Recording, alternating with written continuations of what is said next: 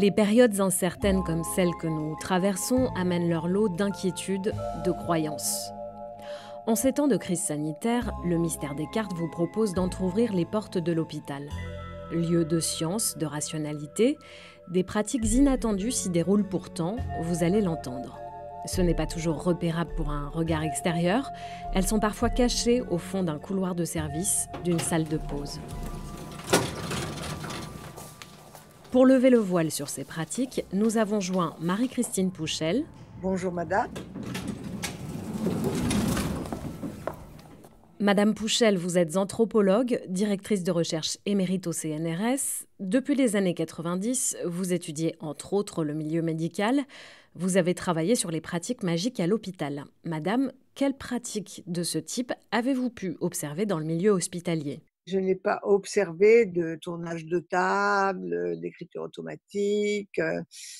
Les gens le font peut-être chez eux, mais enfin, à l'hôpital, je n'ai pas observé de comportement de ce genre.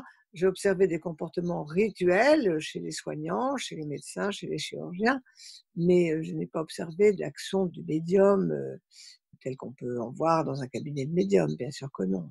Alors peut-être la nuit, dans certains tours de garde, ça peut peut-être arriver, quand entre soignants on se tire les cartes, mais c'est le maximum qu'on puisse faire dans un milieu qui est pas propice quand même. C'est pas fait pour ça. Et pourtant, il existe des comportements que l'on pourrait qualifier de magiques en certaines situations.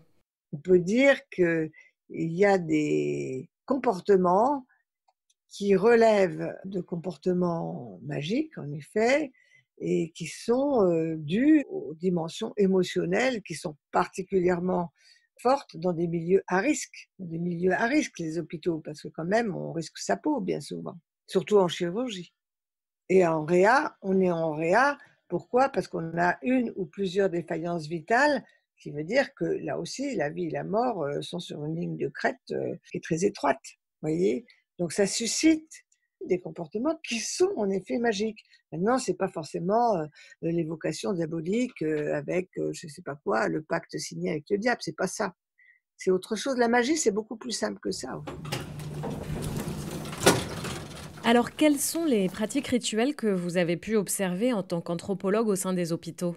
Alors, je peux parler par exemple du prélèvement d'organes et de la définition de la mort, du coup, puisque au fond, les équipes de transplantation ont besoin d'organes très vivants, mais pour le faire, il faut que la personne, celui qu'on appelle le donneur d'organes, soit mort. Alors le problème, c'est que les organes doivent être vivants, la personne doit être morte. Donc dans notre culture, car ce n'est pas vrai partout, dans notre culture, on assimile la personne à son esprit, c'est-à-dire au cerveau. Dans la culture chinoise ou japonaise, extrême orientale, on assimile la personne à son esprit aussi, mais l'esprit, on le met dans le cœur. C'est ce qui fait, par exemple, qu'au Japon, pendant très longtemps, on ne pouvait pas faire de transplantation d'organes, parce que pour ça, il fallait arrêter le cœur à un certain moment, et bien entendu, c'était pas possible, parce que là, on tuait vraiment quelqu'un. Et j'ai pu observer, ça m'a été raconté après, parce que sur le moment, je n'ai rien perçu, un médecin anesthésiste qui, dans sa tête, parlait aux morts, sur lequel allait être fait un prélèvement d'organes, pour le rassurer. Et ce médecin m'avait dit, je ne suis pas jeune, donc ne dites pas ce que je fais à mes confrères, parce qu'on va dire que simplement je suis trop vieux et gâteux, première chose. Deuxièmement, lui m'a dit qu'il sentait parfois des présences dans ses corps morts, mais pas toujours. C'était pas constant. Donc, c'était pas une théorie qu'il avait. Quand il sentait quelque chose, il faisait. Et donc là, il s'adressait aux morts pour le rassurer, etc. On est sur cette frange de perception sur laquelle la médecine n'a pas de réponse et par rapport auquel les soignants, quels qu'ils soient, sont seuls avec ça. Parce que ça ne se peut pas se raconter dans un milieu médico-scientifique. Quelquefois, il y a aussi des chirurgiens qui, ayant prélevé les organes, vont à l'église prier pour le mort. Mais c'est toujours des actes individuels parce que collectivement, le discours n'est pas celui-là, voyez. Et le discours scientifique n'a aucune réponse sauf à rigoler. Pourquoi à rigoler ? Parce que le milieu scientifique et médical est parfaitement dogmatique. Donc, à la fois, éventuellement, ils se construisent eux-mêmes contre leurs propres sensations. Ils sont habitués à ça, hein, les médecins, c'est-à-dire qu'on fait l'impasse sur ses propres sensations, déjà.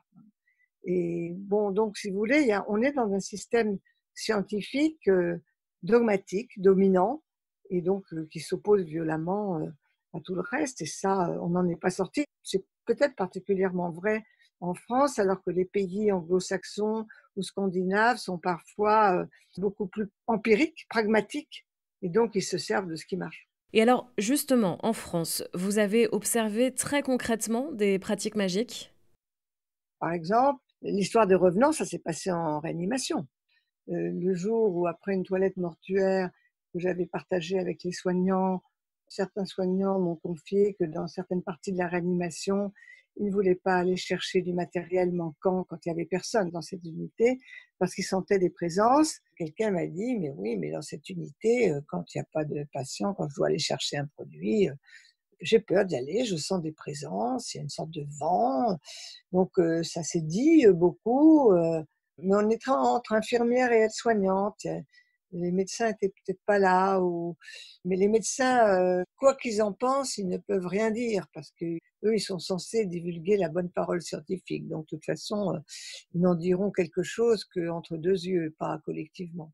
Donc voilà, c'est un peu ça. C'est-à-dire ça se passe comme ça se dit entre 2 portes ou dans des circonstances, très particulières. Mais j'ai tendance à dire, et par expérience un peu, que tout le monde le fait, personne ne le dit.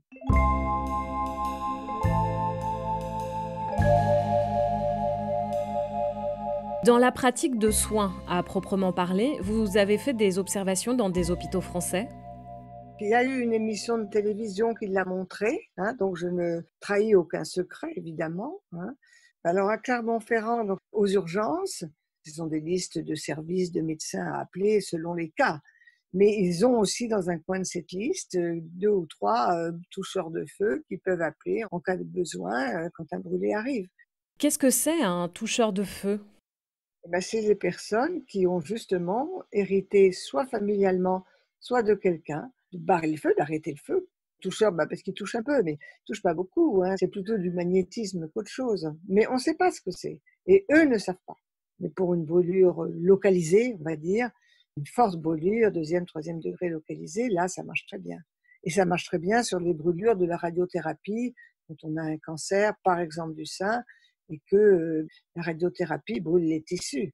Et alors là, on rencontre 2 sortes de radiothérapeutes, ceux qui acceptent, n'y croient pas, mais acceptent qu'on se serve de ce système-là, des barreurs de feu, et d'autres qui n'y croient pas et ne veulent pas qu'on s'en serve.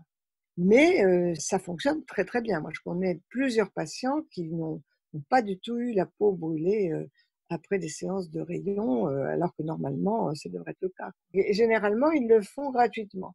Ils se font pas payer pour ça. C'est pas un truc donnant-donnant. Et en principe, s'ils se font payer, ils perdent le don.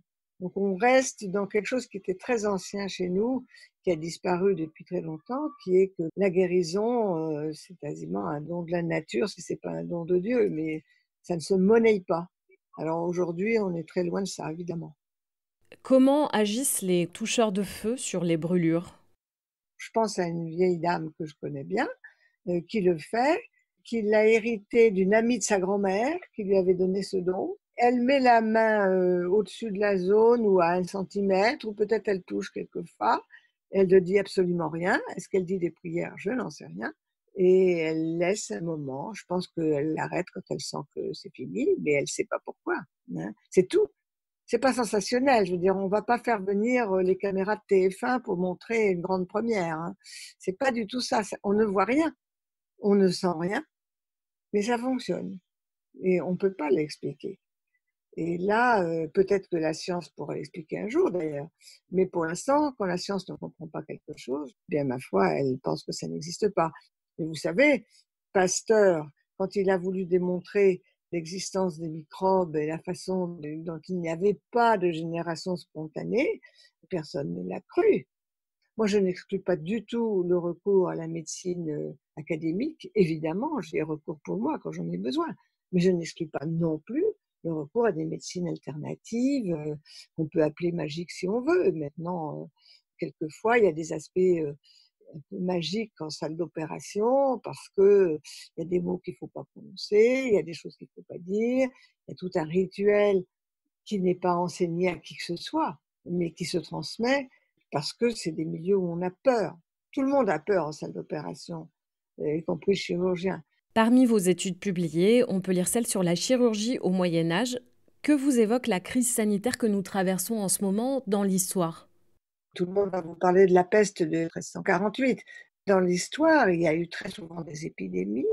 Alors moi, je n'ai pas particulièrement étudié la peste de 1348. Ce qu'il y a, c'est que, comme d'habitude, il y a un point commun, c'est les riches ont les moyens de fuir les villes, de fuir les lieux de contamination. Soit qu'ils soudoient des gardes-barrières, soit qu'ils ont deviné avant qu'ils avaient les infos, qu'ils sont partis bien avant. Il y a une inégalité sociale devant les épidémies qui est vraie partout. On voit aujourd'hui, mais qui n'est pas nouvelle et qui est malheureusement un réflexe des sociétés qui sont toutes hiérarchisées et très inégalitaires. Merci Marie-Christine Pouchel pour cet entretien. Eh bien, merci à vous et au revoir.